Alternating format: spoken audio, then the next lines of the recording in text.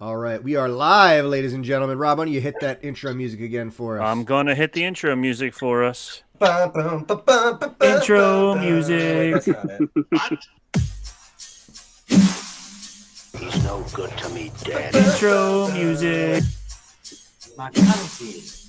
Intro music. Bounty hunting is a complicated profession. Complicated it is indeed, but you know what? We make our way through, and we are here once again, Banter Beskar and BanthaMilk, a Mandalorian podcast. And Rob, I gotta say, your beard looks great, your hair is growing in really lovely, you look really handsome. Wait, and my followers. I'm sorry, have so many more followers now. Rob, I was looking at the wrong screen. I apologize, my friend, but Rob is here with me, but we also have a guest. How we doing? Great. Thanks for having me. Rob, why don't you talk about who we have with us today? Well, this is our good friend Ryan Arey. I do have one thing, Ryan. You have to apologize. We're a little bit amateurish. Oh, we're very amateurish. I'm looking on our YouTube page, and it says live in 45 seconds on my phone. Really? Do you have it? Yes.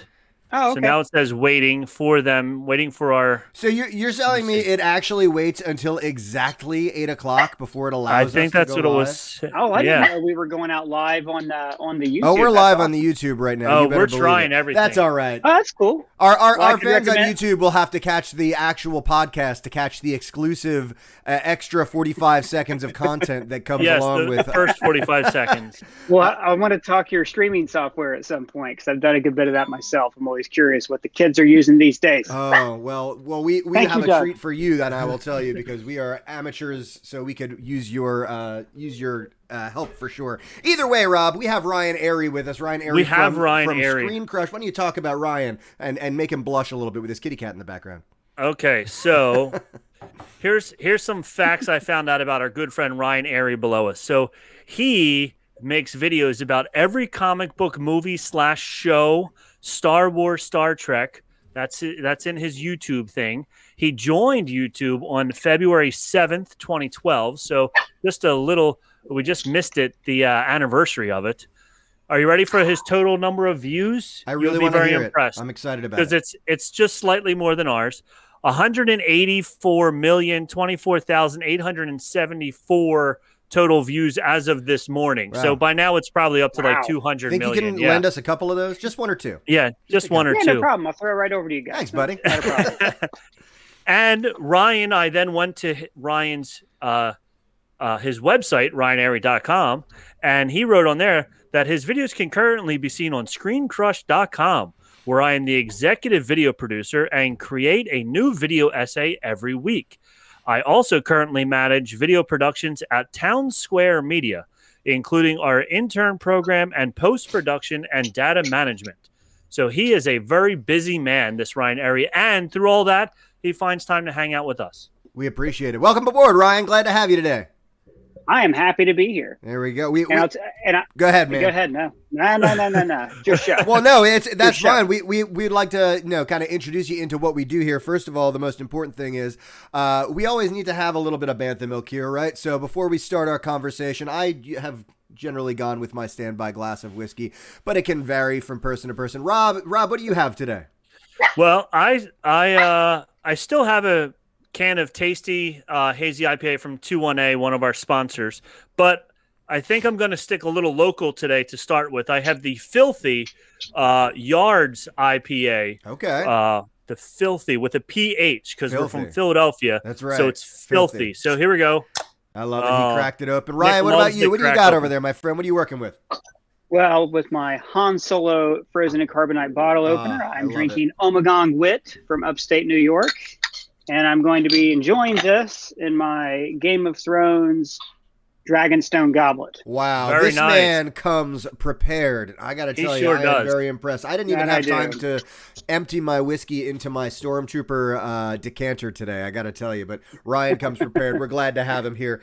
Before we get into just some news and some discussion on some Star Wars topics, because guess what? We are a Star Wars podcast, if you can believe it. We do want to make sure that everyone knows how to get in contact with us and get in touch with us through all of our social media platforms. Rob, are you able to give us a hand with that?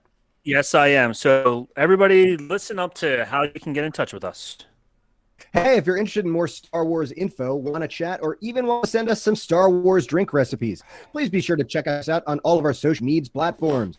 You can catch us on Instagram and Facebook at BanthaMilk Podcast, Twitter at BanthaMilk. You can email us at banthamilkpodcast@gmail.com, or even check out our website, banthamilkpodcast.com. And don't forget to check out our sister podcast over at the EarzUp Network. Our friends over at EarzUp help us a whole lot, so give them and their many shows a listen. Their shows include EarzUp, EarzUp in Depth, The Supreme Resort, and Scraping the Vault. Also, be sure to check out their Patreon at patreon.com/ears with a Z up. For as little as $2 a month, you can help support our show. Any donations sent their way directly help us here at BanthaMilk Podcast and comes with great perks. So please check them out today. Rock on over at EarzUp. Yeah, please check them out. That's actually where we are streaming right now on YouTube. We have taken over their YouTube channel once again, against their will. Hopefully that we can keep them out for at least an hour so that they don't interrupt our party here. But Ryan, man, it's just so good to see you down there and have just a break from just always seeing Rob next to me. You know, it's just, it's just such a delight. There's been a lot of things going on Star Wars wise, it seems like, in the news recently, that I'm definitely curious to get some outside ears on. Rob, we have some small bit of news today, don't we? We sure do.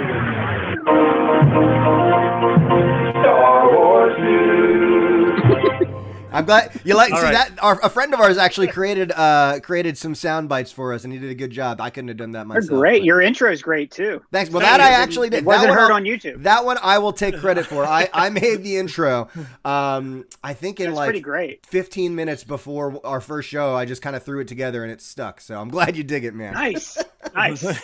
All right, Rob, what kind of news we working with today? So I have just a little bit of news. I know, Nick, you have some more, and Ryan has his ears down to the curb, so I'm sure he has plenty of more news than we do. But somebody told me that Gina Carano got fired. I don't know about that, but that's the scuttlebutt that I You're heard. lying. Yeah, You're lying. I am How lying. dare So you. so unfortunately, we won't be seeing her anymore on the show. I thought her character was good. I thought her tweets were a little out there, but you know, to each is their own, and Yeah, Disney did not approve of it. There's So been a whole lot of, and it's just creating all sorts of drama around. You know, we were finally I felt like we were finally in a Star Wars franchise where we were free from drama.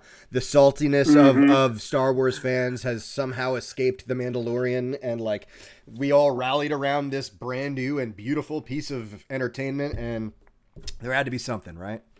There had to be something. I don't know. So there we go. So who knows? Ryan, do you think they're going to replace her or just lose the character altogether? You know, they're not going to replace her. Star Wars, unless you're casting like a young version of somebody, it seems like they don't do recasting. Sure. Okay. What I'm interested in, though, I'm sure that they had plans for her and the Rangers of the New Republic series, and now they'll just invent a new character who's fulfilling the same role, you know? What I'm curious is, will we still see Cara Dune in the comics, in the novels, in an expansion universe? Sure. Like, is it going to be like a Maude Flanders, you know, she's scrubbed from existence forever? Right. Or, you know, are they going to continue that just without, you know, Gina Carano? Right. Well, there's two ways they could go with that. I feel like they could go the way of, you know, they can continue to expand her backstory in those comic books and in those other legends and kind of keep that going. Or there is the Star Wars way of going about doing things sometimes. They could Phasma her, Captain Phasma her, and basically just stop treating her with anything. Like, we're done with her now. She's gone now. Well, Phasma got a novel. She did, yeah, but that part of the problem with Phasma is that the best part of her was in the novel. You know, like, well, maybe we'll get the best part of Gina Carano or of Cara Dune's character is still to come, right? Yeah. I don't know, but I was sad to see her. She wasn't, I don't think, a linchpin character, but I think she did a good job. No, you know, she was. Yeah. I mean, she brought that physicality that you want from. Was she MMA? I think she was MMA. Yeah. Okay. Yeah. I always get MMA. I'm not I don't follow sports fights. I don't know. No, like you're not an MMA fighter yourself. No, I used to be. I had to retire. I get it. Too many deaths. You took an arrow to the knee. I get it.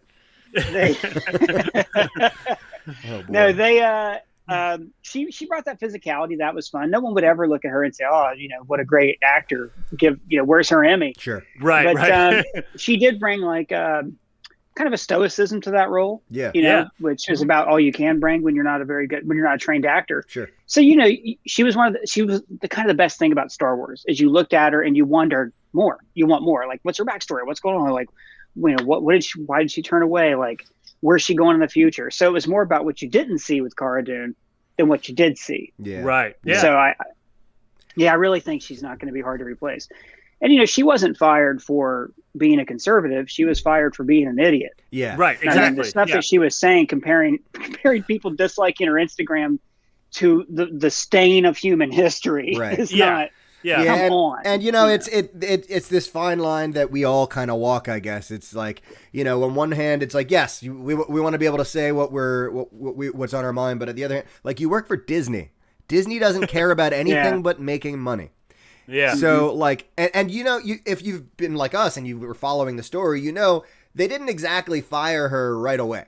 They gave her a lot of chances, and that has to be because the people at The Mandalorian went to bat for her. You know that that Dave Filoni and Jon Favreau were going into the offices of Disney and saying, listen, you know, help us out. And I'm sure she had more than one chance. And it's one of those bummers where, like, come on, just stop. So, Yeah. Just be cool. You're on Star Wars. Yeah, right? Yeah, exactly. I'll be cool. Let me be on Star Wars. Yeah, exactly. Like, you know, Nick, I'll learn Nick and I, MMA. That's right. yeah. Nick and I talked in previous episodes of our show about how, like, even the guy who's in the background of a Star Wars show can go to a Comic-Con and sign autographs for $20 a shot, and he'll have a line out the door. Yep. You know? Oh, are you were the talking guy about- that was are you talking standing about Jeans behind guy? Obi-Wan. Yes. Jeans guy. Oh, yeah. I was at a podcast a couple days ago, and I wish I could remember who it was who said it, that they're just going to scrub Gina Carano out and replace her with Jeans Guy. I love it. I'm already there for it. I think I saw a mock-up of a Jeans Guy Hasbro collectible action figure already somewhere. Oh, that's so If funny. Wilro Hood can Yeah. become like a figure for us to rally around, That's right. then yeah, we can get a Jeans Guy figure. That is absolutely correct. Right after the running of the hoods will be the running of the Jeans guy. He'll be like following them at the Comic-Cons.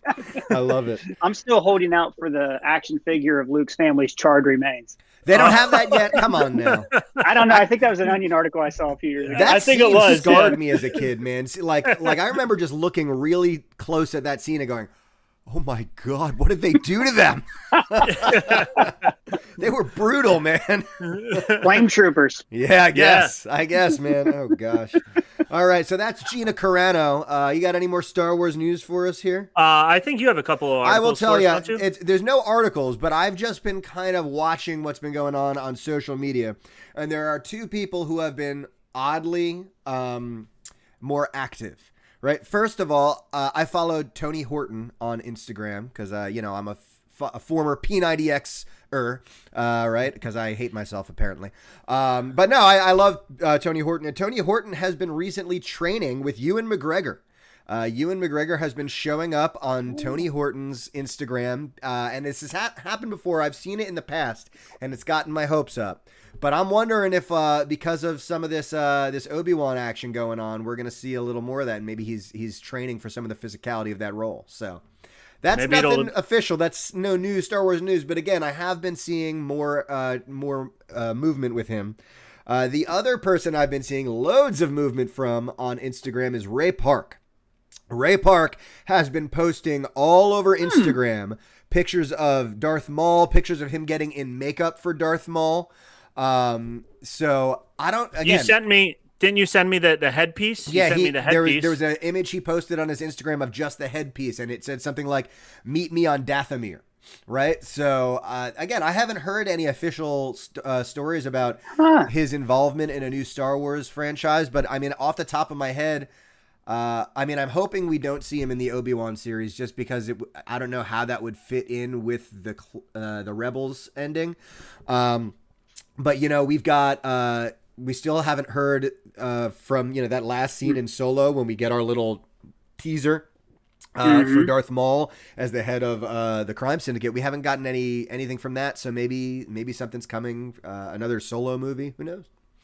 Just some interesting stuff happening. I can lay a theory down for you. Go here. I want to hear it, Ryan. I want to hear your Yes, theory. the Rebels. That scene in Rebels takes place I think pretty soon before New Hope. Sure does. If memory serves, right? You know, he's already Alec Guinness age, basically. Yes. So if you're Obi-Wan and you're on this planet and you're watching over this boy and you hear rumors about Darth Vader, so you know Anakin's still out there, but you also hear about this Crimson Dawn crime syndicate that's making moves on Tatooine and threatening villages there, and you're like, oh man, I got to clean up Darth Maul now. That's something I think could pull him off the planet. Okay, if he I can has see to. that. Yeah, and then that could be bringing Crimson Dawn into it. Could be that solo sequel that we're honestly never going to get. Right. But it would be a way to continue that tease that we saw at the end. I'm down. Way down for that. I like that maybe about 5 years after, because we don't know. And this is brilliant that we had this not in a comic or a novel. We don't know how Darth Maul and Crimson Dawn fell from grace. Nope. True. Nope. Yeah. There's a lot of questions still out there for sure. And it is one of the things that I love about how they're doing this rebranding of Star Wars content since the movies have kind of finished, is they are kind of marvelizing their universe and making things connect a little better. And this is, I think, a perfect way to do it, using Maul, a character who they originally killed off. And we thought we had seen the end of. And honestly, when Maul came out, he was so underused and poorly used, and like he was the coolest character, and then he was gone. And so a lot of people were kind of sad to see him go, and then were kind of sad to see him come back because they were confused about it. But they did such good things with Maul when they brought him back.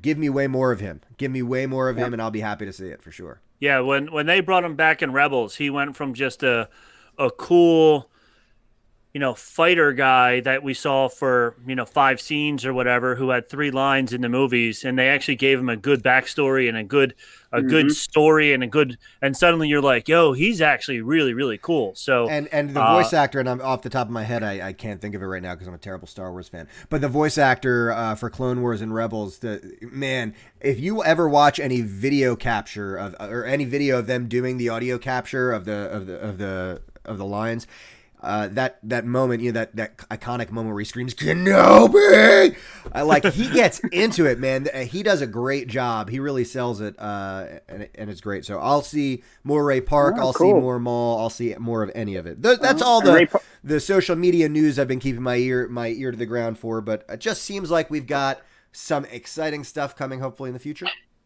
We'll see. Yeah, sounds like it. Ryan, to put you on the spot, do you have anything that you might want to let us know about? You can say no, it's okay. If you heard anything about Star Wars, anything?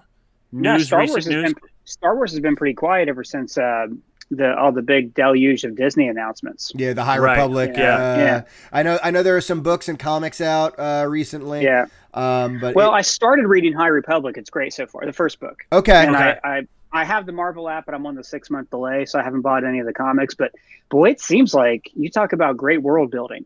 Yeah. They have started off with a plan, and I really think the High Republic is going to be a very, very deep well they can keep going back to for a long time. Very excited about that. Yeah, and especially since it takes place so long ago, that it's great that we don't have to have anybody with the last name of Skywalker involved whatsoever, and it can still be totally awesome.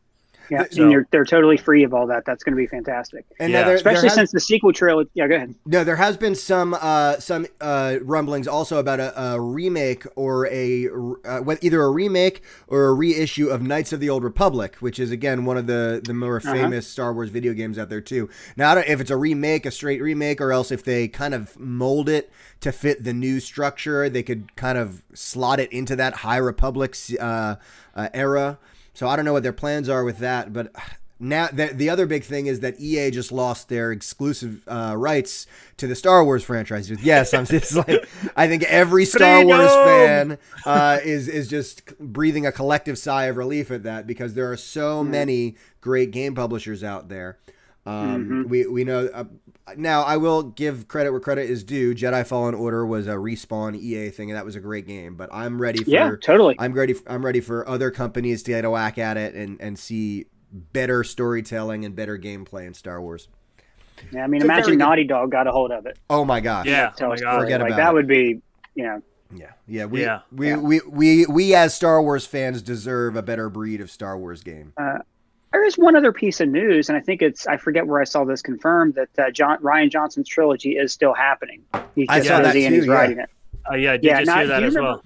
Do you remember who confirmed that? Because I don't think it was official Lucasfilm, but it was a reporter who is very trusted and in the know. But I don't know how to feel about that, because I'm not one of those there are those Star Wars fans on any side of anything, but there's one of my favorite subreddits out there is Saltier Than Crate, because Star Wars fans are saltier than Crate every now and then. But I don't know. It's hard. It's a double-edged sword, because I liked some of what was done with Rian Johnson's movie, but it makes me worry about like his, the D&D from Game of Thrones, subverting expectations, like setting you up for something that you want and then not giving it to you. That has its place, but I just don't know if it's in Star Wars. Rian Johnson did not leave a good impression with us fans. I think he knows that. I don't want to try to get too far into like that debate, but I mean, I walked away from Last Jedi with kind of the opposite feeling. Yeah. I liked the subversion of expectations because we just put a video out about this too, about comparing. We did this versus series where we compare two different movies with that are similar with similar Sure. scenes. We did Jedi and Rise of Skywalker. But for me, like the prequels deliberately mirrored the OT. Sure. And then all of a sudden the new series was doing that with Force Awakens. And so when Last Jedi came along, I welcomed the subversion because I thought I knew what was going to happen. It was boring for me. Right. Yeah. And I also think that everything that most fans dislike about Last Jedi was inherited from Force Awakens. Oh, you don't like that Luke is a sad hermit? JJ put him on the mountain. Sure. What I mean? Yeah. So to see him get to start a movie at any era on his own, like begin it and tell the story from the start, Sure. I'm pretty excited about. Yeah, I agree, and I think a big part of it is the lack of unified vision, and we've talked about that on this podcast too. Is that I think Ryan would, I think they set him up to fail because there wasn't this unifying vision. If there were 3 movies planned with 3 different directors, but Disney came to them with this overarching story. Mm-hmm. This is our story. I think that he would have been set up less to fail. Or even the same writer. Or even, yeah, absolutely. Yeah. So, like Marcus and McFeely for Marvel, Yeah. Yep. Yeah. So we'll see. I think you're right. Having one director like Rian Johnson do a 3-movie arc and having it be his, I think is only a better thing than what we had there, right? But good bit of news there for our Star Wars news, I would say, Rob. There's just one more thing, and this is a personal news for us. Rob, let's hear it. Nick and I have been working diligently. We all know what month is up next, March. For those of you that don't know, I'll let you know. And March is March Madness. So we are coming up with our own Star Wars version of March Madness. That's right. Where we are coming up with a ranking of 64 Star Wars characters, and we're going to have them all battle out somehow to see who is.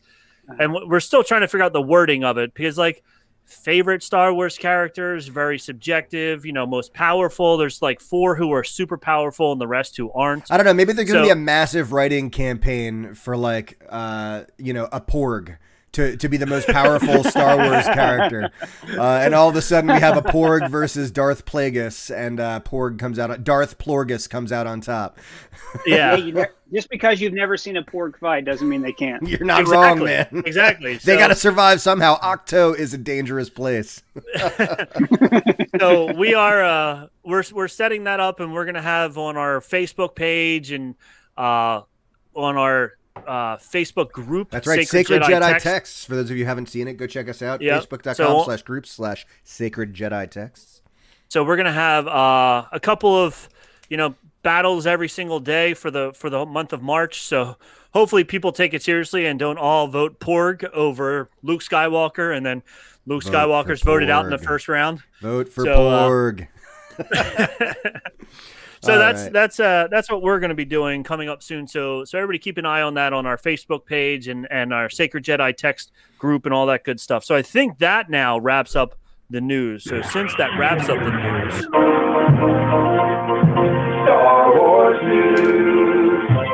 but of course, the reason for this season, the man of the hour, why you've all tuned in today, is because we do have our friend Ryan Arey here. And again, as we mentioned earlier in our podcast, we're so excited to have Ryan here. I did actually check out the video that you just mentioned of comparing the Return of the Jedi to the Last Skywalker, or the Last Jedi, or Rise of Skywalker. And so you put out some great stuff. And so we're just really happy to have you here. Oh, thanks, man. Thank you so much for being here. I know Rob has some questions for you. So Rob, why don't you take it away, my friend? So I'm going to start off by saying little fanboying here to you, Mr. Arey. When we do Mandalorian reviews every week, and I will say I'm not, and this is leading into a question to you as well, because your videos are unbelievably in depth. I can't even imagine how much information is inside of that head of yours. But so I do check out YouTube a lot to find out things that I didn't see or I missed in a lot of the Mandalorians, and I did come across your videos, and I was like, oh my gosh, this guy knows everything. So yeah, so little fanboy crush there on you. So good job. That Rob is a crush on you. I was very impressed. So first question is, how did you start?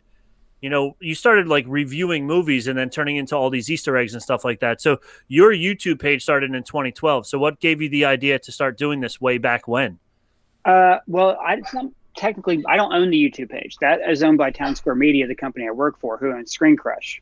Okay. But I was hired there as a video editor for like different brands. ScreenCrush they did something called You Think You Know Movies, which is like little factoids. Hey, here's 10 things. You think you know Star Wars? Here's 10 facts about Star Wars, that kind of thing, right? The freelancers did that. I was not involved. And then I did a video on my own, a Marvel video, and the producer at work saw it and said, this is great. You should do this for ScreenCrush. But within that, what I've done over the years is put more and more of myself into it. And I've had less and less. I've had to answer to people less and less, to the point where I don't own the channel, but I write everything on it. And I, supervise everything on it. So it kind of became a thing where at first I was just throwing stuff at the wall. I liked video essays. We did a few of those. We did a few like lists, and then we started doing those Easter eggs, and then the real thing was like when we did The Mandalorian and The Watchmen, because that was a weekly well that we could keep going back to, which was just amazing. So then it kind of really took off after that.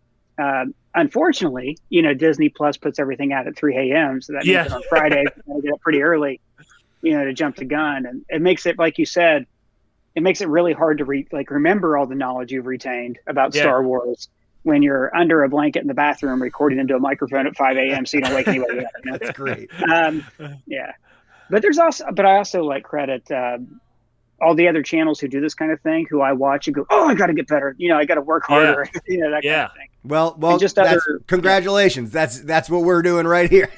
There it is. Yeah. Yeah. We did the same thing. So. This second season, this is our second year doing it. We started with the first year of The Mandalorian, and this second season we were like, all right, we got to get our show out on Friday, man. It would be like Saturday, Sunday the first year, and we were like, all right, you have a time. And it was, our first year, so it was all, but this past year, we were like, all right, Friday morning, we're in our classroom talking about it. Friday night, we're recording and talking about it, because you got to get out there. Otherwise, there's so many people out there doing this right now. And you had so much to talk about this season too. There was so much. Season 1 of The Mandalorian, a lot of fun, but this season was like, my God. Yeah. Every episode, and now all these connections coming at you from all these other different Would you media. Consider yourself now? Obviously, you work for ScreenCrush. You're a movie buff. Are you specifically? Do you like sci-fi? Are you a nerd? Do you like what would you say is like your specialty so far as what you really are into in far as movies and entertainment?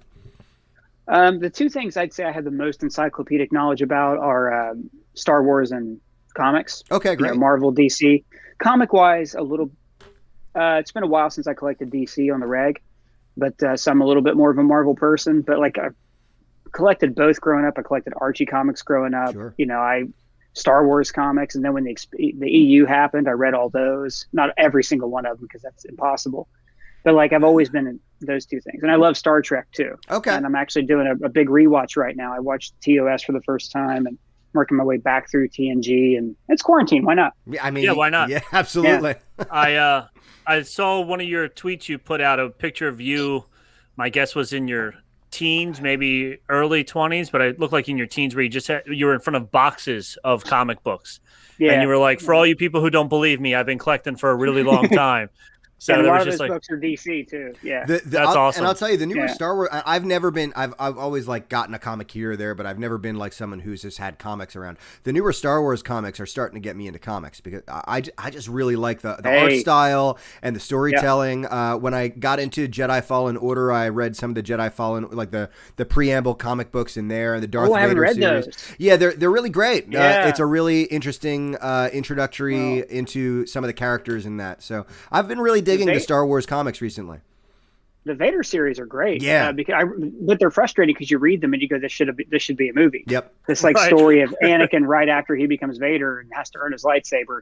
That should be a movie. Yep. But there's other books like when Disney first like really took control and streamlined all this in 2015. Great comic book writer named Jason Aaron and John Cassaday, one of my favorite comic artists, did the Star Wars series. Where so good. They were showing you like the moment Vader found out that Padme survived and gave birth, like when he found out it was a Skywalker who lit the Death Star, and he like begins this like shadow campaign against the Emperor. Little things like that like perfectly join together the prequels and the OT and make them both better. As a result, comics are, I think, a better medium even than the novels because they're visual. Sure. And they and are Star Wars cheaper is than making visual the too, cartoon. I think Star Wars is itself such a visual thing. The storytelling is such an important part of it, but one of the big selling things in 1977 was how amazing it looked, and being able to see some of this stuff in a comic book. I'd rather, I think, see it in a comic book with beautiful artwork done than read it and have my brain fill in the gaps, Mm-hmm. But although the best Star Wars novels, like the Timothy Zahn, original EUs, you can hear that score. Sure. When you read them, when you're reading it.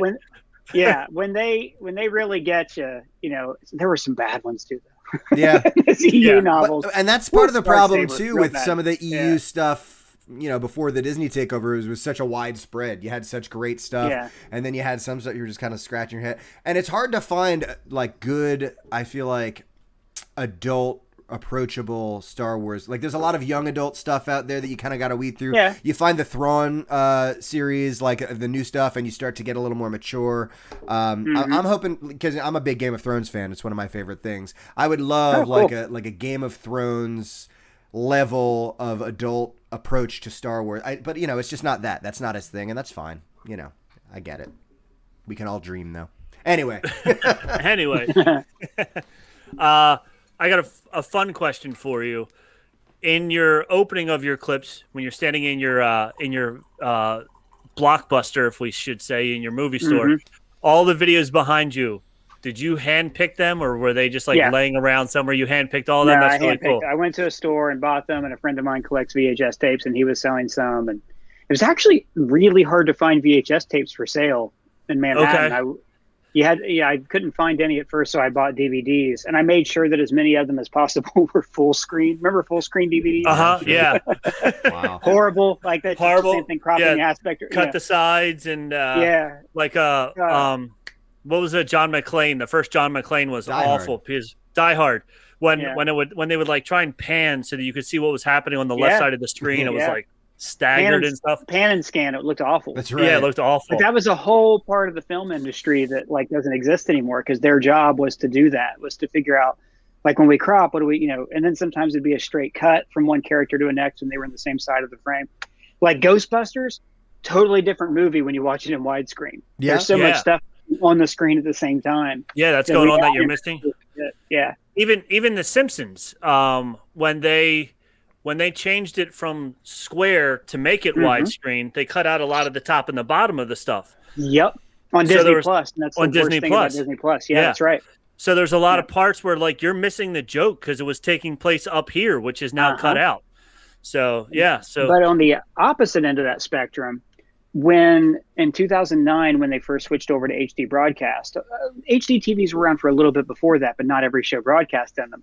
So some shows had fun with that. Like My Name is Earl had a scene where the guy who played Earl's brother was in the side of the frame that you could only see if you had an HD TV, and he was holding a sign that said HD rules. That's great. A few shows that do that kind of thing. Yeah. It was the Wild West of television around that time. You know what I mean? Everything was changing. Rules. There were no rules. You could do anything in the margin. The censors weren't watching. That's great. The censors couldn't see what was going on out here. That's right.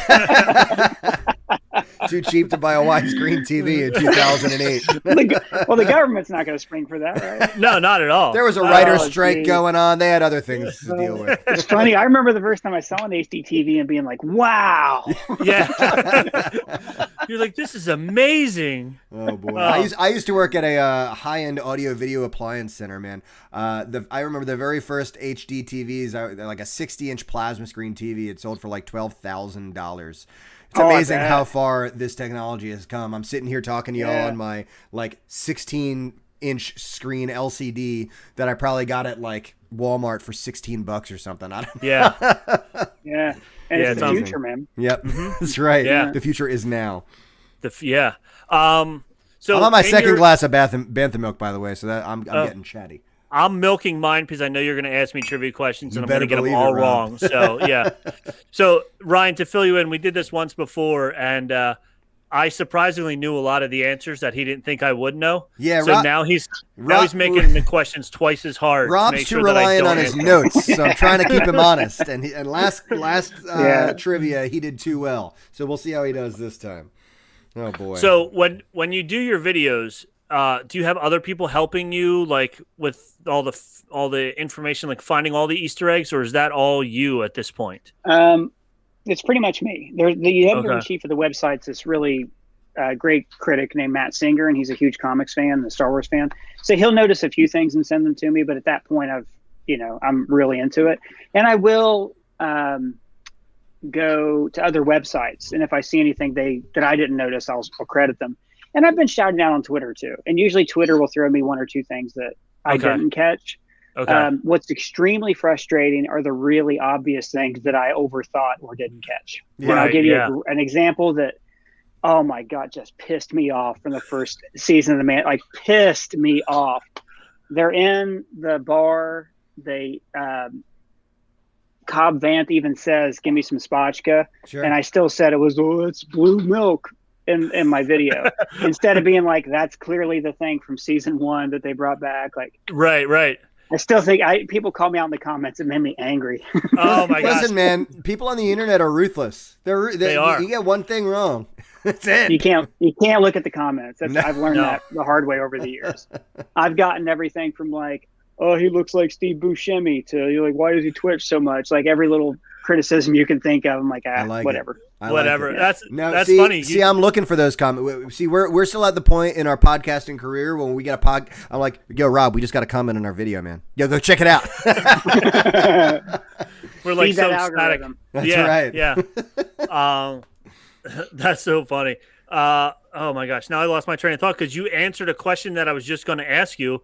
What are some of the worst? Gosh, Ryan, you should have better instincts as an interviewee than to answer a question that hasn't been asked yet. How dare you? I'm learning. That's why I'm doing a lot of podcasts. Well, we're glad we can help you. I'll briefly touch on. I'm not going to go into detail, but like we've done other videos about like the Black Panther, and I had to when we did that one, I had to put in like words to screen, so they didn't make the comments. So there's the words you would think of, but I also put in words like SJW and stuff like that because I'm like, come on, like that kind of thing. Oh, even though the more controversial the post, the better it is for the algorithm because people comment on that post and it cracks up. Yep. Others, That's the reason why your video didn't do as well, Rob. Rob was wondering why his Ithorian video didn't do so well. It's because you didn't wear the tinfoil hat. You got to work the algorithm. You got to work the algorithm. Ithorian, is that what you said? Yeah. Yeah. Well, somebody. Hammerhead? On the Hammerhead. Yeah. On we do this spotlight dance thing segment where we kind of zero in on one specific segment, and Rob did one on Ithorians, and it was very informative. Cool. Yeah, it was great. But Ithorians aren't as sexy as is Jar Jar a secret Sith. You know what I mean? So it just didn't get the clicks. That kind of theory is like, why doesn't Ant-Man go in Thanos' butt? Because it's dumb. It's stupid. Listen, Ryan, this is what we're trying to sell to. It's mass appeal. No, your thing. This is intelligent. This is gentlemen. Let's broaden our mind. That's the plan. That's Yeah. what you're selling. That's yeah. what we're trying. That's what we're selling. Anyway. That's what we're trying to sell. So we talked about a couple of bad comments. Have you had any like super great comments? Like on your Twitter, your tagline is that Mark Hamill liked one of your tweets once. Oh, what was that tweet? What did you say? I'm excited about it. I did notice that. That was the best day of my Best day of your life. Is that like line one on your resume? I haven't watched my Twitter ever since. That was amazing. That was because, God, I think it was my friend Patrick Willems, who's another video essay guy, who does great stuff. Check him out, Patrick H. Willems. I think he said something about in Canto Bight in the casino, how the little alien gets drunk and feeds the BB-8 with it, which is amazing. Like, yes. I don't see how anybody you can look at that and go, well, I mean, I didn't like this about Last Jedi, but it did have that scene. Just like I can go, well, I didn't like Rise of Skywalker, but it sure did have Babu Frick in it. So I tweeted back at him like, hey, did you know at Mark Hamill was in that? And Mark Hamill liked it. He was the voice of that guy, right? Yeah. Yeah, he did the mocap too. Oh, he did. Yeah. I didn't realize he did the mocap. Fun trivia fact, I'm going to shout out my brother-in-law. My brother-in-law is the person that Mark Hamill originally did mocap with. My brother-in-law is not an actor, he's a video game designer. Okay. And Mark Hamill did mocap for a video game, and my brother-in-law had to direct him. And like when he told me this, I don't know if you've seen the show Community, but like when Donald Glover meets LeVar Burton and he's just frozen the whole time. Yeah. I was like, I can't. Yeah. Yeah. You're like, What? wait, you met got him? to me. I didn't get. Yeah. That's So Like that's a you little family don't even know who connection he is. Well, there was You're like, Well, he does. But Okay, not well, like that's I good. do. Not like I do. But there was there was one of these late shows where what's the guy's Adam name? Scott.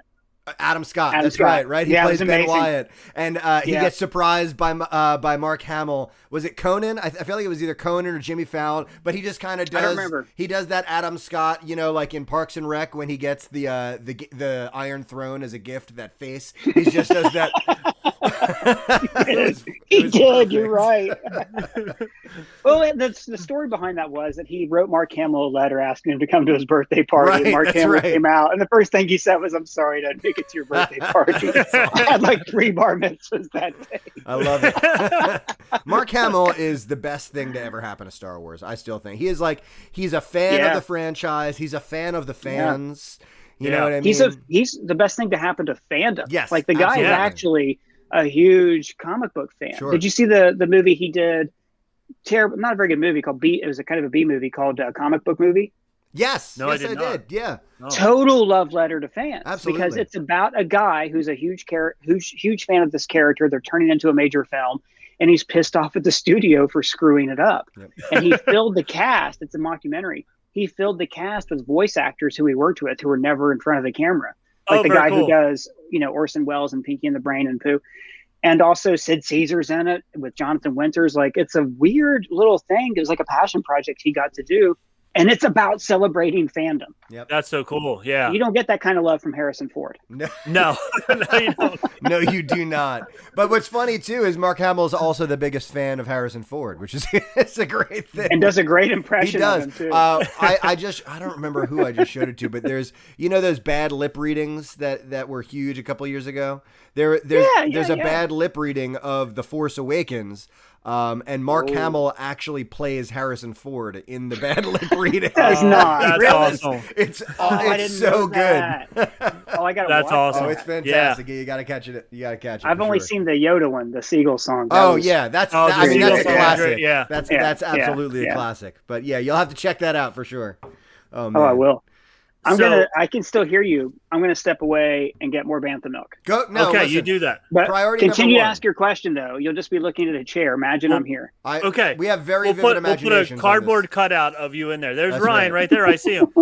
So while you're getting more BanthaMilk, since you read all the comics and everything like that, especially with WandaVision's been amazing this year. I never read any of the comic books. I'm in love with the show and confused after every and during every single episode, and have to go to YouTube sites such as ScreenCrush to find out what all these little things mean.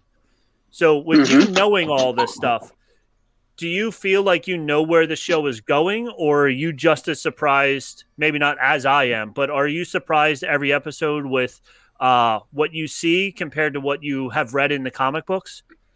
Yes and no. I mean, so like, spoilers for WandaVision, episode 7 and earlier. I've been saying since the trailer that Catherine Hahn was going to be playing Agatha Harkness. If you read the comics, it's like, if you're going to do a Wanda show, you need WandaVision and Agatha Harkness. It's like Wolverine and Professor X if you're going to make an X-Men movie. So I wasn't surprised by that. I'm surprised to see she's the villain, because in the comics she's more of like a gray character. She kind of falls in between. But the best thing that the MCU does is it'll take the spirit of a lot of these stories and adapt them into a framework that's either more realistic or fits their universe. Like, excuse me. A great example is WandaVision is based on a storyline called House of M, where Wanda creates an alternate reality where her father Magneto rules the world and mutants are on top and she gets to have her kids. It's very complicated. And WandaVision said, well, we're doing a TV show. Let's make it a pocket reality. It's a TV show, And so they took the spirit of it, the essence, and they made it something that, fits within that format. You got a kitty too. Oh, I've got 2 of them. I got 2 as well. They're going to be walking around. 2 and a dog. Look at us. Yeah. So, but WandaVision still surprises me. Like, there's certain things that like I can predict where they're going to go based on like casting rumors and what happens in the comics, but I don't know if Vision's alive. I don't think he's going to stay alive because they haven't announced he's going to be in any other movies, but I don't know what's going on. Right. It's pretty exciting. Okay, good. Awesome. So I'm not the only one who's excited and surprised every single episode, which is good to know. I do love seeing because my son's way into it, and then with all this online schooling, he watches it during school and whatever, and then I come home. That's great. Isn't that great? It is great. The pandemic. Yes. Oh, the pandemic. Won't somebody please think of the children?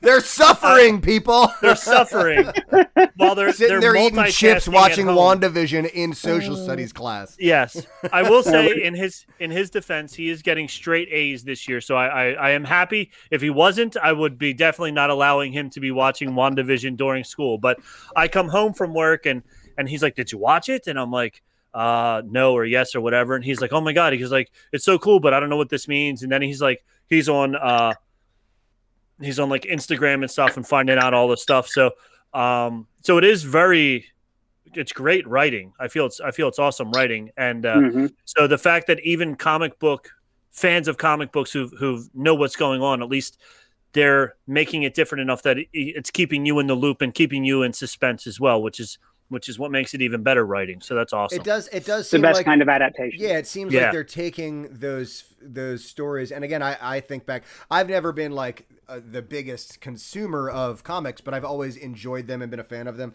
And I think back to like the Civil War storyline, and we know that the Civil War storyline is inspired by the comics. There was a whole Civil War thing, but even within the Civil War in the MCU, there were surprises because, like you said, it's an adaptation. It's not a retelling.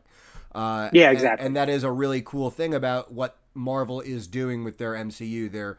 They're giving a new audience a glimpse into this world while keeping true to the story and the spirit of these stories, but not the letter of the story, which I really dig. And in their own style. Yeah. You know, like they're that template that Favreau and Robert Downey Jr. laid down in Iron Man as that kind of Kraken-wise hero. That's like where the movies are basically like sci-fi action comedies. Yeah. It's been imitated every movie. Like there's a house style that some people deride and I happen to really like. And I'll say it does seem like DC is trying some of that. My favorite DC movie recently has been Shazam. Underrated. I thought it was a great movie. Yeah. Absolutely. And it used a lot of that Marvel kind of tongue-in-cheek humor, almost making fun of the superhero genre while embracing it. Meanwhile, you have like your Justice Leagues that are, just drowning in, I think one of the worst movies I've ever seen in my life, and I hate saying it because I know I have friends who really liked it. Aquaman is one of the worst movies I've ever seen in my life. What? I couldn't handle it. I know. Like I hate saying it. I can't handle it. Mary Poppins, the sea monster. There's an octopus playing the drums. There's sharks with laser beams on their heads. There's crab people. There's Jason Momoa doing Romancing the Stone in the Desert. James Wan came at that movie like it was the only Aquaman movie that was ever going to be made. And he was we had to right. get it all in the same movie. You got to get it all in there. And damn Make sure it, he gets was everything right. in there. Oh, it's so bad and great at the same time. But you know what? That's one of the few. Yeah, go ahead. No, and that's fine. I like plenty of bad movies. One of my favorite childhood movies is the Super Mario Brothers movie with Bob Hoskins and John Leguizamo. You know, I'm a fan of bad movies. Yo, Open the door, You get just- on the floor. yeah. Everybody walk the dinosaur. George Clinton You made just an lost original credit song right for there. that, man. yeah. Man, it's funny. I grew up watching the Super Friends cartoon on Saturday mornings, and Aquaman was my favorite superhero as a kid. Like I was like, I love the ocean, I love swimming and like pools and whatever. So I was like, oh, Aquaman's awesome because he does everything that I like to do. I like to swim, I like to do all the stuff, and he can talk to the animals. Rob used to talk to fish as a kid. He was sitting at his fish tank, like at my fish tank, Goldie, trying to talk no one to him. understands me. But then as you get older, you go.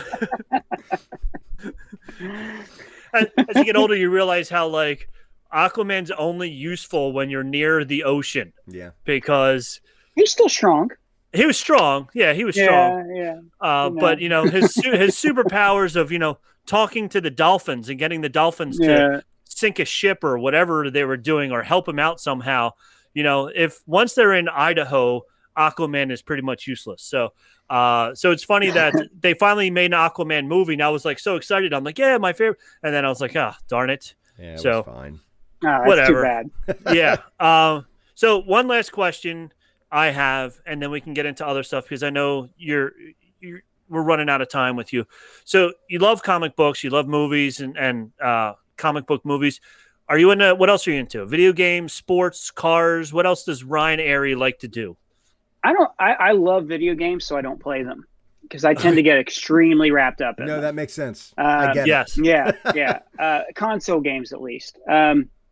Recently, I did finally finish Miles Morales and Last of Us 2, and anything Grand Theft with Grand Theft in front of it, I'm going to dive into. Red Dead. Really into all those games. I spend a lot of time playing little building games on my phone, like Forge of Empire, Simpsons Tapped Out. Oh, Simpsons Tapped Out. Rob's a tapped out. I'm guy. on there still. Yeah. Oh, great. Yeah, level 989. I'm not up to 989, but I'm 940 or something like that. You didn't do the free donuts trick?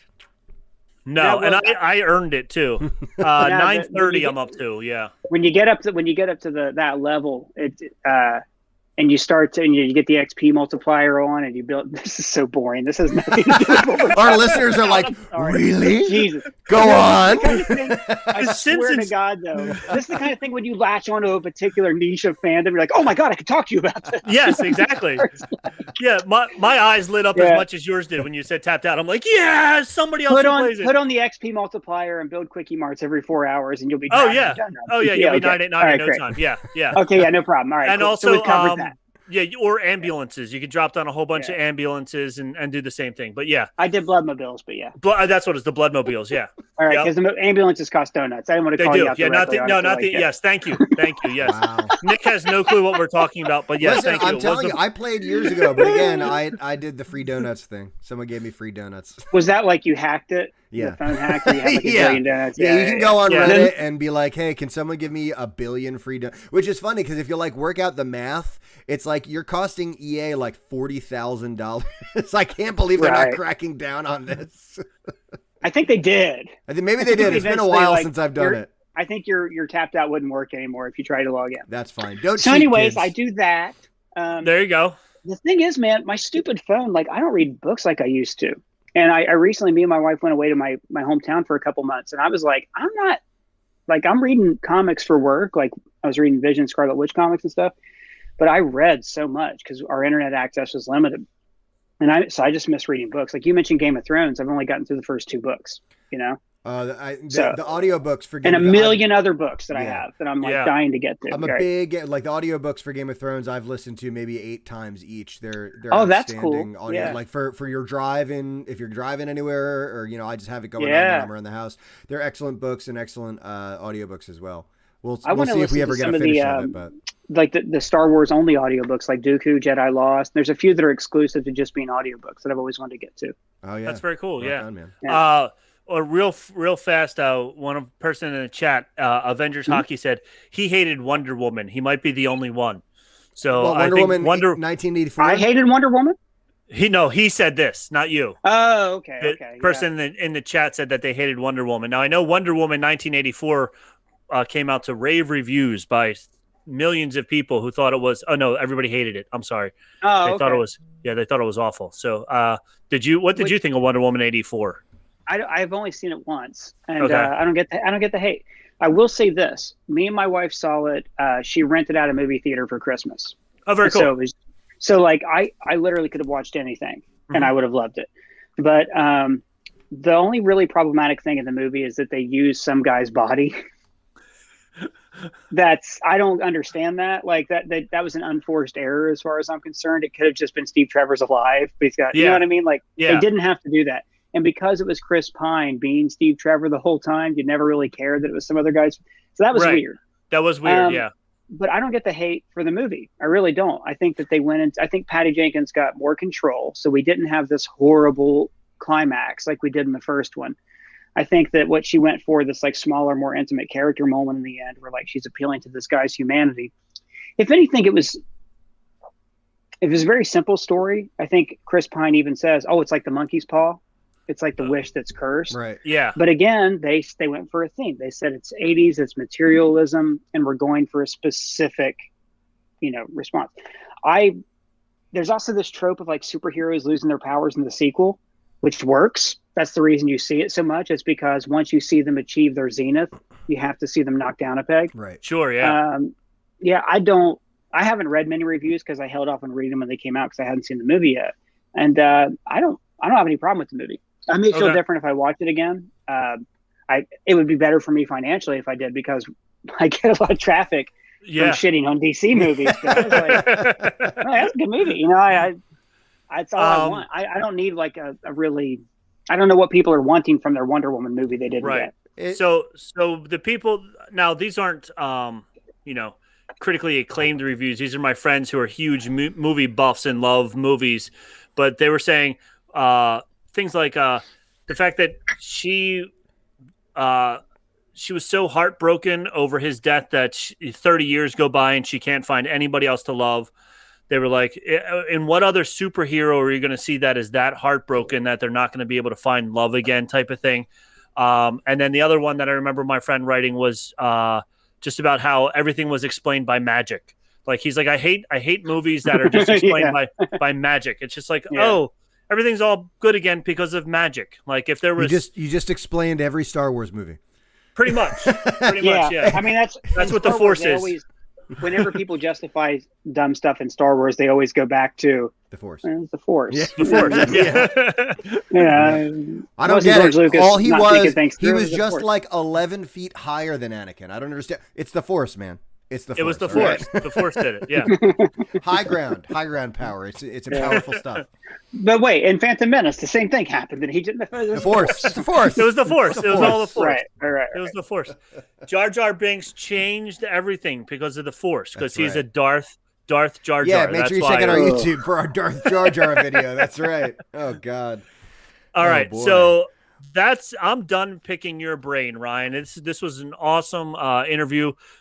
We do have the next tricky part, which is the trivia. So we can go head to head, and I guarantee you're going to win, and I'm going to have to drink all the Bantha milk. So, but if you want to stick around for that, that would be awesome.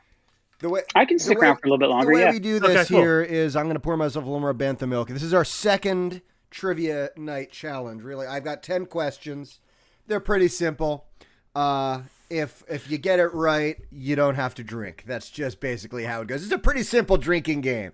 All right? Yeah. But, again, these questions vary in range of simple trivia from the movies, simple trivia about the movies. So I'm going to start it off with a nice and easy one. I said this last time. So the nice and easy one I started off with last time wasn't as... I mean, Rob did a much better job than I ever expected him to do.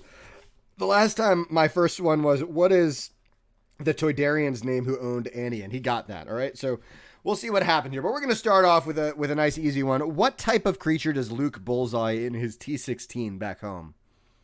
Oh, okay. I do know this one. Whomp I know Rat. it too. Okay, so I'm only going to say if you don't know it. How about Well, that? I don't know it. Well, Then you can, two you are can, you can two follow are against through. me right now. I have a feeling Ryan's going to be a real asset to Rob here, but I'm going to drink since you got it. It is the Whomp Rat. Now there is a follow-up question after my drink here, and that is, how large is a Whomp Rat? Oh. 6 meters. It's 2 meters. 2 meters. 2 meters. 6 feet. 6 6 feet. Yes. There you There go. you That's go. close. That's all right. Take your drinks, gentlemen. All right. Staying on theme here, what is the full name of the T-16? That I don't know. I need you. That's his speeder, right? Yeah. We're good. Yeah. Thought he was don't looking remember. around his room for his model of the T-16 that he had there. to look on the bottom That's of the it. T-16 Skyhopper, folks. The T-16 Skyhopper. Skyhopper. That's not the T-16. That's his land speeder. Come Oh, on, that's a land Rob. speeder. Give me a break. Take a drink. All right. Oh, I swear to God, thought it was the same thing. Oh no, the T-16's old. So if you watch A New Hope and you see at one point he's like playing with an action figure of like Yeah. a ship, Yeah. that's the T-16 right there. Oh, Right. well, there we go. I'm gonna get cool. Rob drunk tonight. That's my goal. That's his goal. What is the because I name? don't have to go to work tomorrow. What is the name of the Cantina band? Oh, you talked about this before because it's not Max Rebo. It is not. But you Max did Rebo. say what it was. I don't remember. Ryan, do you know what it is? I don't. I can tell you the name of the species, but I can't remember the name of What's the the band. species? Biff. It is Bith. Ryan, you don't have to drink. But Rob, you got to drink. Ryan, you knew it was a Bith. They are Bith. Absolutely. It is Figure and Dan in the modal nodes. There you go. Figure and Dan in the modal nodes. Absolutely. Oh boy. All right. What type of monster lives in the Death Star's trash compactor? Oh, I was looking up questions today, and my son and I were talking about it, and I still don't remember. So I don't know.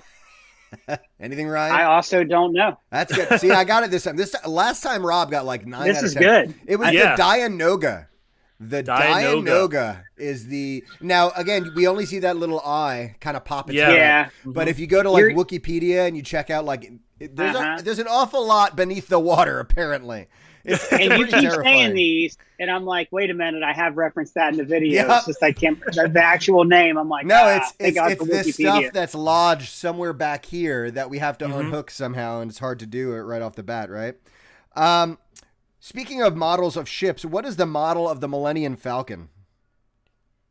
Oh, YT. I forget. I don't know. I'm going to give it to you. I'm going to drink for that. That's good. It's a YT 1300 light freighter. Right, and the I Millennium also Falcon. forgot the name. Yeah. I think the Millennium Falcon is a D also on the end of it because it was the fourth generation of the YT All right, freighters. well, then I'll definitely drink because Rob, There you go, that's yeah. some good trivia right there.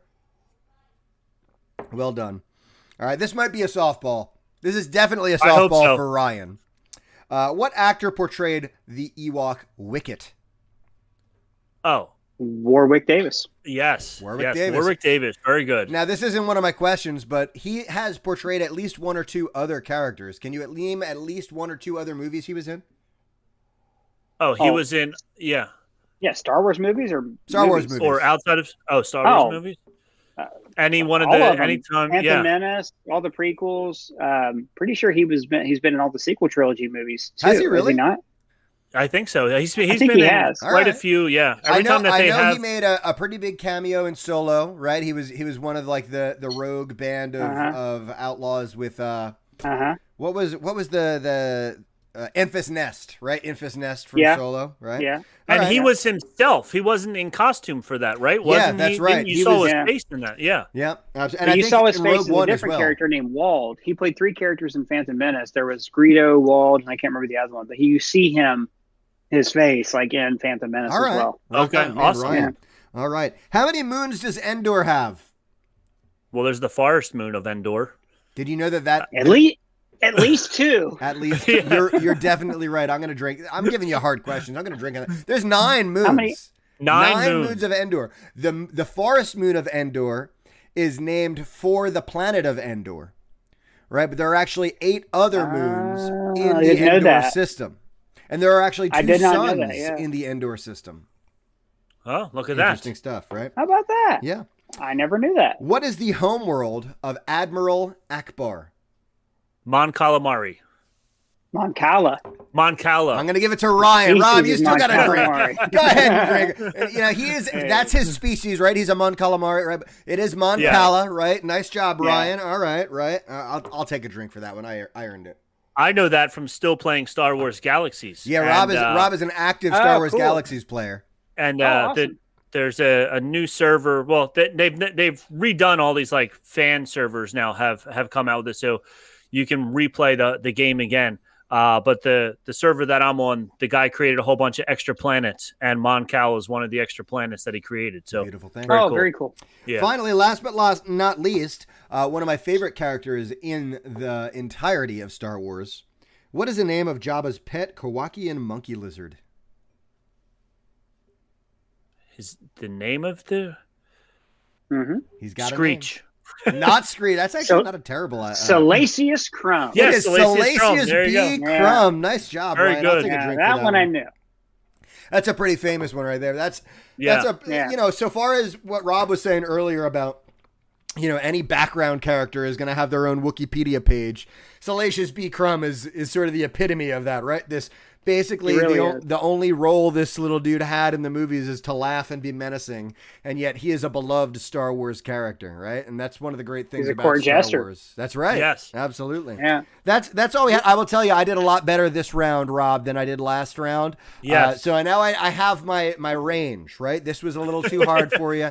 Last time was a little too easy. I got to find my sweet spot. You got to find somewhere in the middle where it's nice and even. Yeah, I love it. So I love also talking about Salacious Crumb about what Jon Favreau and Dave Filoni have done with The Mandalorian, where they keep bringing back all these little characters. Mm-hmm. Like when you see the monkey on the spit, you know, and you're just like, oh, that's awesome. Yep. And you know, people are like, and the little guy watching him is the worst part of that. Yeah, he's like, Mom!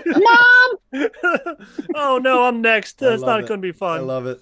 So yeah, all right. So now moving on to our last part, which is our whole Return of the Jedi segment. Ryan, it would seem that you have some thoughts about Return of the Jedi, right? You did a whole comparison video on your ScreenCrush YouTube channel comparing two different, and you had said that that's something that y'all do on ScreenCrush, right? Is comparing two of these movies together. So it would be definitely interesting to hear your thoughts on this movie. I love Return of the Jedi. It has a near and dear place to my heart as a child. But the first time I ever saw Star Wars was in 1996 when they re-released it in the theaters? 97. Okay. I was kind of old for that. And, but when I went home that night, I remember I went home from seeing A New Hope and I watched Return of the Jedi. I didn't watch a new Empire Strikes Back, which is funny because Empire Strikes Back is today my favorite. But I went straight to Return of the Jedi because like I just had to see how it ended. Right. So it has a very close and dear place in my heart. So I remember seeing it in the movie theater in 1983. So that just shows. Oh, that's awesome. Yeah, I was 10. Yet. So no, you weren't, but I was 10. So it was like, I just remember. I remember we had to. My family went camping every weekend, and when we were driving, my dad was reading the book to us first in the car, not while he was driving. My mom was driving; he was reading, and then. When we finished the book, then we went and we saw it. So it was really cool. So that's a great memory that I have, you know, of all that time. So I remember seeing it in the movie theater and being totally like loving it. So that's my little flashback. Now you have some really cool stuff that you can tell us about Return of the Jedi.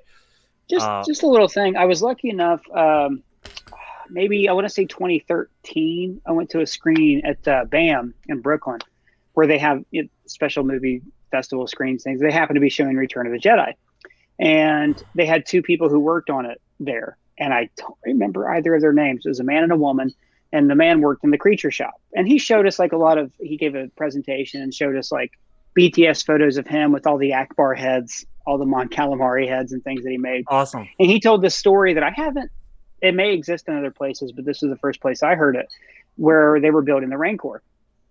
And they were working on the puppet and, you know, doing it with stop motion. And George Lucas was like, "Oh, no, I want it to be a man in a suit." And they were like, "Oh, it can't work for this reason, that reason." And he was like, "You can make it work." Because that's one thing George Lucas is great at is people, you know, he's like Captain Picard. Like, It can't be done. Yes, Yes, it it can. You guys find a way to get that done, right? Okay. So they did it, and finally they built this thing. And this guy, this effects artist, you don't hire a stunt person to come in and test this stuff. It's the guys who build it. They just it's part of the fun part of the job. They get to slap the shit on. So he put this thing on, and for the test of George Lucas, and George is there, and it's like this. Okay, like let's get this right. And he's in the Rancor suit, and just falls immediately. Oh no! I could not even take a step in it. Like completely, like the way that thing is built, its hips would just snap into. Like it could never actually exist. Yeah. But you know how it would subsist itself in a galaxy far, far away, Ryan, is the Force. With the Force. The Force. The Force should hold them up, yeah. Now, that's my anecdote. I have to get off of here. It's been really fun talking to you guys. Ryan, man, it has been thank you very such much. a fantastic time having you. Thanks. Ryan Arey from ScreenCrush. We want to thank you once again for being on. It's been great to have you. Great to talk to you. Please check him out. Check out his YouTube. Check him out on all the social media. Ryan, thank you so much for being here, my friend. Thanks so much. Thank you very much. Take care, Have a good Ryan. time, buddy. You too. Bye. What a guy. Awesome. Well, that was a lot of fun. Good time. Good guy. Good to have him on here, right? But you had some stuff to talk about with Return of the Jedi, right? Let's chat about it. So I got 10 trivia. Again, I like to put trivia in quotes. 10 fun facts, maybe you want to call it, about Return of the Jedi, and then 10 goofs. It's exactly Let's call it that. And then 10 goofs about Return of the Jedi as well. So since we've already gone close to, if not over an hour, I'm just going to blast through these here like like I'm shooting Whomp Rats. Here we go. So in your T-16 Skyhopper. With my T6, that's right. So it grossed $374 million during its initial theatrical run, becoming the highest-grossing film of 1983. Several re-releases and revisions of the film have followed over the decades, which has also brought its total gross to now $475 million. So, needless to say, it made a couple of bucks. Good for it. Yeah. Was the unmasked Darth Vader and Force Ghost that? Oh, I don't know what that line is. I don't know. Sorry. The project. This is fun. The project was giving the working title of Blue Harvest. I heard that. With a tagline of horror beyond imagination. Now they did this for multiple different reasons. One, they did it because they knew that if they were saying they were Star Wars, all of the subcontractors that they were hiring for all these different things were going to charge more. And they also did it to try and more for secrecy, especially when they were in the woods in California. They didn't want too many extra fan people coming around, and the desert in Arizona. They were talking about, the Blue Harvest was the movie that was filming out there. They did have some people try and break over the security fence and all that stuff to see it, but they knew if it was Star Wars, they would have had thousands more people trying to do it. Sure. The original teaser trailer for the film carried the name Revenge of the Jedi. That's right. Yeah, yes. They decided that revenge was not the Jedi way, right? They decided to rework the title. Revenge was not appropriate, as a Jedi should never seek revenge and return to his origin title. By that time, thousands of revenge teaser posters with artwork by Drew Stoosman had been printed and distributed. Lucasfilm stopped the shipping of the posters and sold the remaining stock of 6,800 posters to Star Wars fan club members for $9.50. There is one on sale on eBay right now. I looked it up. $2,350. Somebody's trying to get for it with $25 shipping. All right. So there we go. Okay, so it took 6 people to work the full-size animatronic of Jabba the Hutt. The Jabba the Hutt puppet took Stuart Freeborn's team 3 months to build, cost $500,000 to make, and weighed 2,000 pounds. Wow. That was a heavy puppet. Yeah. The Emperor's chair was mechanized so that it could rotate when the scene called for it. However, the mechanism never worked properly. So Ian McDermott had to make it move by shuffling his feet. A piece of tape on the floor told him when to stop. That's great. Can you just see him with his little feet just like... Just... and trying to do it where he keeps his upper body still. Yeah. Fake scripts were distributed to some cast members that were considered likely to leak information to the media.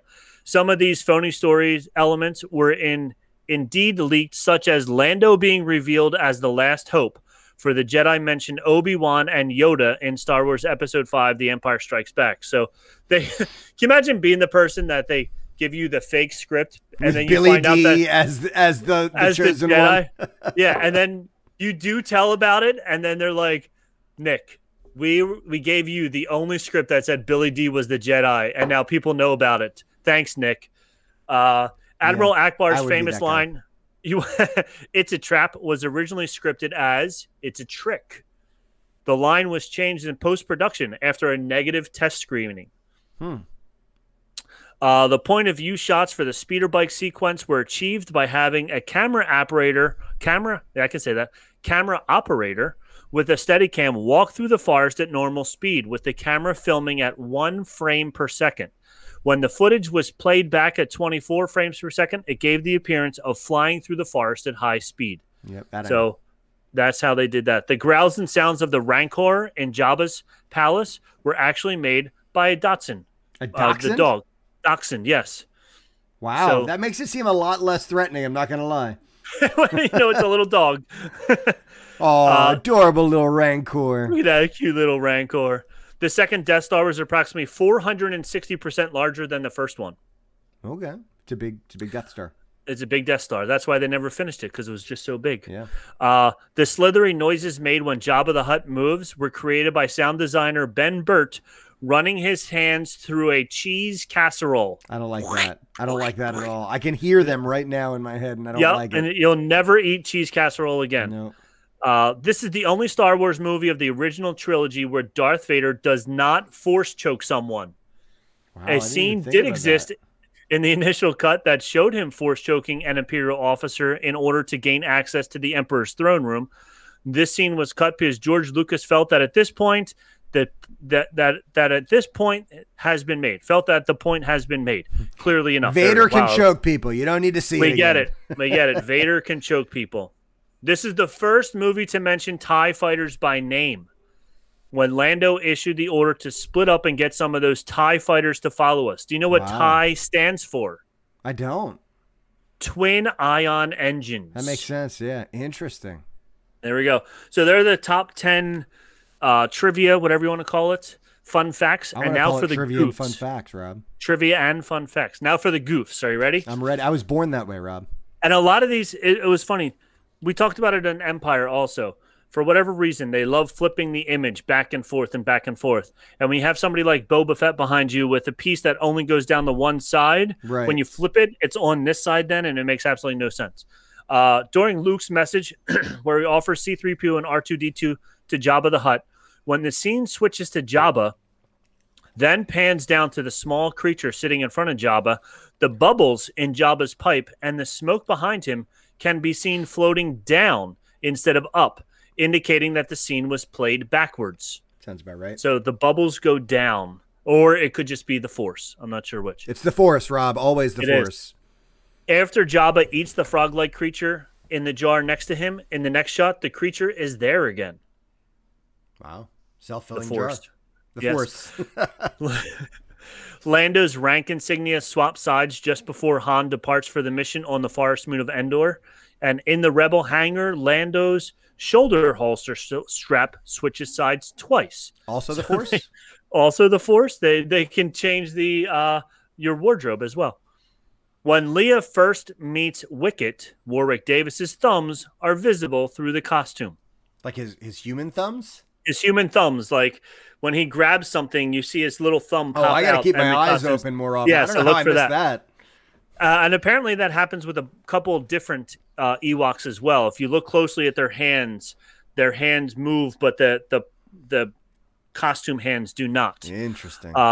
During the climactic lightsaber battle, when Darth Vader is searching for Luke in the lower section of the Emperor's throne room, okay, so think back to where that is. You clearly see that all the large structures in the area are suspended from the ceiling with a few support poles holding up the platform that the Emperor's throne sits on. Luke seems to be hiding behind a wall that doesn't exist in the established shots. When Darth Vader taunts Luke enough to get him to attack, Luke jumps out, and the wall is nowhere to be seen as it's just open staircase behind him. So they filmed some scene with him behind a wall that's not actually there. Sounds about right. All right. The dress which Leia wears in the Ewok village was not in her possession when she arrived there. Yeah, who made her that dress? So Star Wars Forces of Destiny Ewok Escape explains how the dress was already there. So the Ewoks already had that dress in her size. Good for them. That's forward Good for thinking. them. They knew that she was coming. When Vader throws his saber at Luke, who is hiding on the catwalk in the Death Star, Vader's saber's blade is coming out of the butt end of the hilt, not the proper blade end. So when he throws it, they must have CGI'd in the blade on the wrong side. So that's pretty funny. That's not what you want. No. In the droid torture chamber, the GNK, the Gonk droid, is turned upside down. Yep. Is turned upside down, and hot plates are supposedly lowered onto its feet. Sure. Okay? These hot plates never touch his feet. No, they don't. Despite the release of Scream and Steam and a Scream, they're like this far away. Yep. It's almost like when you're going to like an amusement park and you're seeing like the animatronics as you're like waiting in line that are like supposed to do something, but they know if they keep doing that, they're going to break it. It was the 80s. You had to suspend your animation a little bit. You had to suspend your imagination and just imagine that this droid was getting tortured. And last but not least, during the Battle of Endor, Wedge sends a message to pilots in Red Squadron. Yet, the pilot who responds to the message is clearly an A-Wing pilot with Green Squadron. Wow. Yes. Unacceptable. So those are some unacceptable, Rob. How dare they? I quit. I'm done. I'm done with this Star Wars podcast. If George Lucas can't get his stuff together enough to get this right. To get this right. I mean, he's had 30 years now to get this right. 40 years now. He hasn't released a special edition addressing all these issues. I'm appalled. I'm appalled. Yes. Well, I will say, I finished 3 glasses of Bantha milk, I think, Rob. All right. So you are going to have fun tomorrow. Yeah. Rob and I are going to be in work tomorrow, and I'm going to be just napping in my class, I guess. Either way, man, what a good show. We had Mr. Ryan Arey on from ScreenCrush. It was great to have him. He was a wealth of information. Talked to us about a lot of different geek and nerdy stuff, right? So it was just such a good time to chat about Star Wars. We've got a couple more shows coming out this month. So make sure you check out all of our social medias. Check us out on Instagram, on Twitter, on Facebook. Check out our new Facebook group, facebook.com/group/Sacred Jedi Texts. You can get all your Star Wars news and memes and silly posts, and interact with us as well. It's been a good show, Rob. It's been a great show. It's been a lot of fun. So, and don't forget on Facebook and Sacred Jedi Text to look for our March Madness bracket breakdown that is coming very soon when March starts. Yes, so indeed. Check that out come March. And I think I'm done. That's it. I think you're from done. All of us here at the BanthaMilk headquarters in